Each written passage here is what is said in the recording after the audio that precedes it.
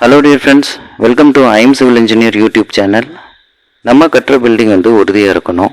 அப்படி உறுதியாக இருக்கணும்னா அந்த பில்டிங்கை கரெக்டான இன்ஜினியரிங்கில் டிசைன் பண்ணணும். பொதுவாக பில்டிங்கை நம்ம திட்டமிடுவோம். எப்படின்னா ஹால் என்ன சைஸில் இருக்கணும், கிச்சன் என்ன சைஸில் இருக்கணும், பெட்ரூம் என்ன சைஸில் இருக்கணும் அப்படின்றதெல்லாம் அதோட சைஸஸ் பொறுத்து ஃபைனல் பண்ணி ஒரு டிராயிங் போடுவோம். இதை தான் பில்டிங் பிளான்னு சொல்லுவோம். அப்படி ஃபைனல் பண்ண இந்த பில்டிங் பிளானை உருவத்தை கொடுக்கறது பார்த்தீங்கன்னா காலம்ஸ், பீம்ஸ், ஸ்லாப், அப்புறம் ஃபுட்டிங்.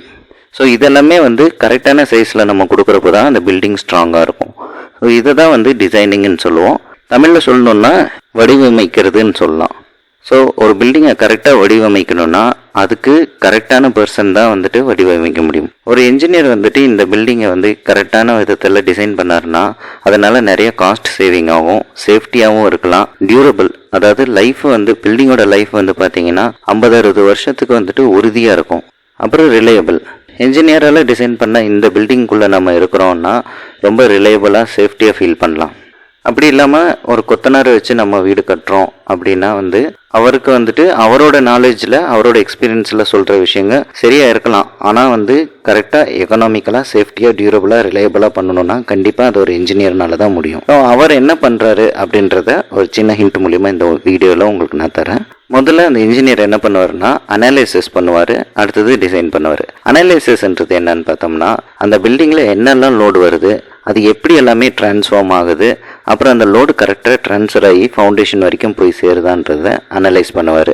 அப்படி அனலைஸ் பண்ணுறப்போ அவருக்கு கிடைக்கக்கூடிய வேல்யூஸில் தான் அந்த பில்டிங்கை வடிவமைப்பார்.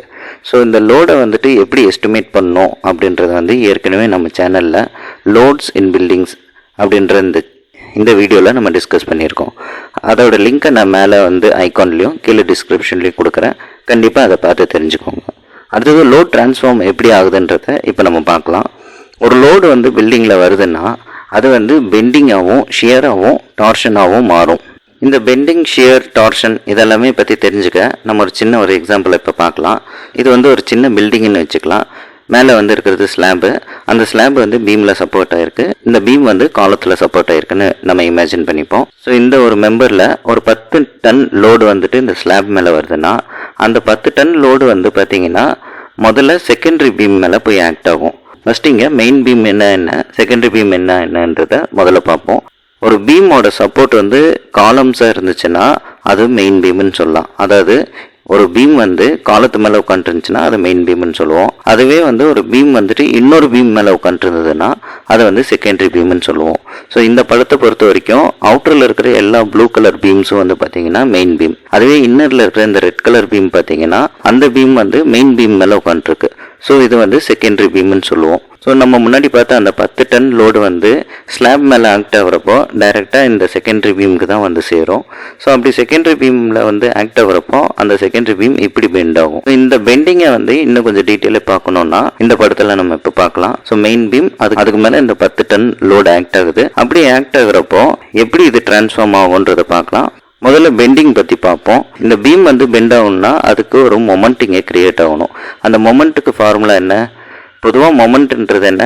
Load into perpendicular distance. இதில் ரெண்டில் எது அதிகமாச்சுனாலுமே அங்கே மொமெண்ட் அதிகமாகும். இதில் லோடு அதிகமானாலோ, ரெண்டு மெயின் பீமுக்குள்ளே இருக்கிற ஸ்பேசிங் அதிகமானாலோ இந்த இடத்துல மொமெண்ட் அதிகமாகும். இப்படி மொமெண்ட் அதிகமாகிறப்போ இந்த பீமை கீழ் நோக்கி இப்படி தள்ளுறதுக்கு சான்சஸ் இருக்குது. இது ஒரு சைடு மட்டும் இல்லை, ரெண்டு சைடுமே நடக்கும். இப்படி ரெண்டு சைடுமே பீமை வளைக்கிறதுக்கு மொமெண்ட் ப்ரொடியூஸ் ஆகும். இதை தான் பெண்டிங் மொமெண்ட்னு சொல்லுவோம். இந்த பெண்டிங் மொமெண்ட்னால பீம் இப்படி பெண்ட் ஆகும். அடுத்தது ஷியர் ஃபோர்ஸ் பற்றி பார்க்கலாம். ஷியர் ஃபோர்ஸ்ன்றது ஒன்றும் இல்லை, அது கத்திரி விசைன்னு தமிழில் சொல்லலாம்.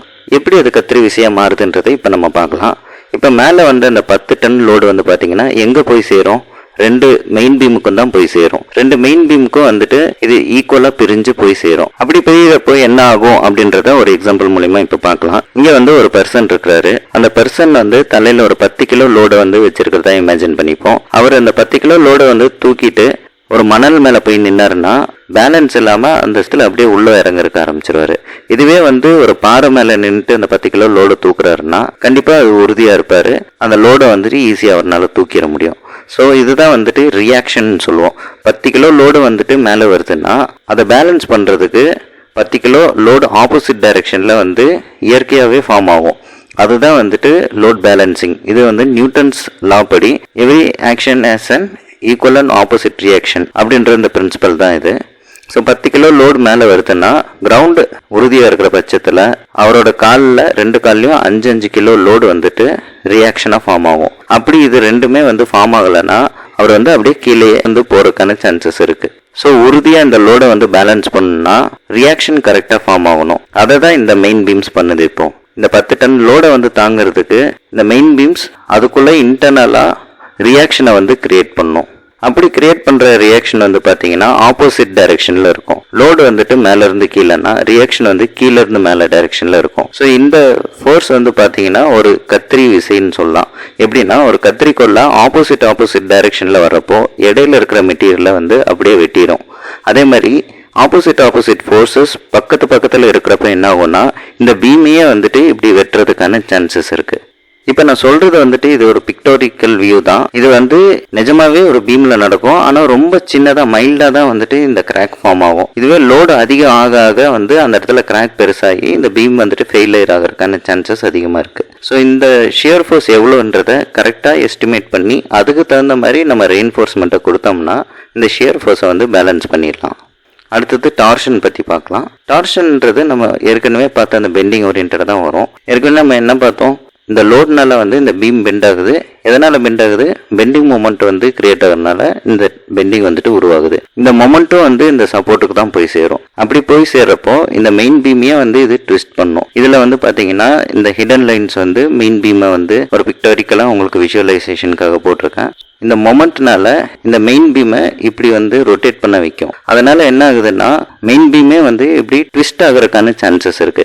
இதை தான் டார்ஷன் சொல்றோம். ஸோ இதை கரெக்டாக எஸ்டிமேட் பண்ணாம நம்ம மெயின் பீமை போட்டோம்னா மெயின் பீம் டார்ஷன்ல ஃபெயில் ஆகிறதுக்கான சான்சஸ் இருக்கு. ஸோ ஃபெயிலியர்னு நான் சொல்றது வந்துட்டு உடனே பில்டிங் நம்ம கட்டி முடிச்சு அடுத்த நாளே ஆகக்கூடியது இல்லை. இதெல்லாம் கொஞ்சம் கொஞ்சமா நடக்கிற ப்ராசஸ். ஒரு 3-4 வருஷத்துல வந்து கண்டிப்பா இதோட வேலையை காட்ட ஆரம்பிச்சிடும். அதனால தான் நான் சொல்றேன், கண்டிப்பா வந்து இதெல்லாமே கரெக்டா எஸ்டிமேட் பண்ணி எவ்வளோ லோடு வருது, அது எப்படி டிரான்ஸ்ஃபார்ம் ஆகுது அப்படின்றத கரெக்டாக நம்ம ஐடென்டிஃபை பண்ணணும்.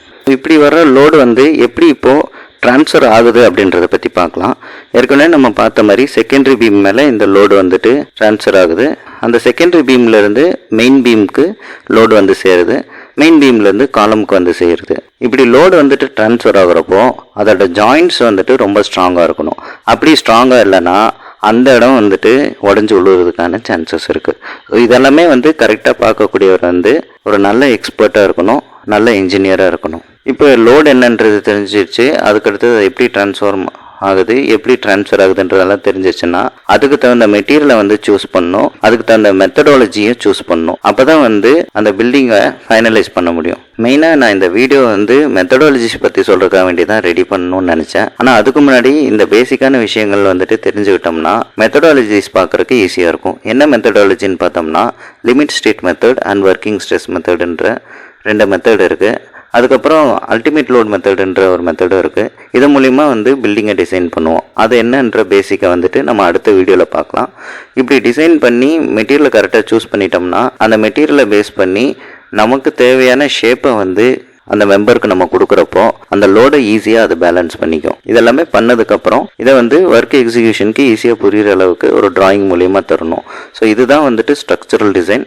இது கண்டிப்பாக வந்து ஒரு சிவில் இன்ஜினியர்னாலையும் ஒரு ஸ்ட்ரக்சரல் இன்ஜினியர்னாலையும் தான் பண்ண முடியும். அதனால் நீங்கள் கட்டுற வீட்டுக்கு வந்து இன்ஜினியரை என்கேஜ் பண்ணி பண்ணிங்கன்னா ரொம்ப உறுதியாக ரிலையபிளாக இருக்கும். நீங்கள் கட்டுற பில்டிங் வந்துட்டு ஒரு 10 லட்சம்னு வச்சுக்கிட்டோம்னா இந்த ஸ்ட்ரக்சரல் இன்ஜினியருக்கும் சிவில் இன்ஜினியருக்கும் வந்து ஆகிற காஸ்ட் வந்து பார்த்தீங்கன்னா ஒரு 10,000 அந்த ரேஞ்சு தான் ஆகும். பெர்சன்டேஜ் வைஸ் பார்த்தீங்கன்னா 10 லட்சத்துக்கும் 10,000த்துக்கும் 1% தான் வருது. 10 லட்சத்தில் 1% வந்து நீங்கள் செலவு பண்ணீங்கன்னா அந்த பில்டிங் ரொம்ப உறுதியாக ரிலையபிளாக டியூரபிளாக கண்டிப்பாக இருக்கும். அதனால் திங்க் பண்ணி ஆக்ட் பண்ணுங்கள். இந்த வீடியோ உங்களுக்கு பயனுள்ளதாக இருந்திருக்கும்னு நினைக்கிறேன். இந்த வீடியோ பிடிச்சிருந்தா லைக் பண்ணுங்கள், உங்கள் ஃப்ரெண்ட்ஸ் அண்ட் ரிலேட்டிவ்ஸ் ஷேர் பண்ணுங்கள். அதோட நம்ம சேனலுக்கு சப்ஸ்கிரைப் பண்ணி உங்கள் சப்போர்ட்டை கொடுங்க. அடுத்த வாரம் டிசைன் மெத்தடாலஜிஸும் அதுக்கு அடுத்த வாரம் மெட்டீரியல்ஸ் பற்றியும் பார்க்கலாம். நன்றி.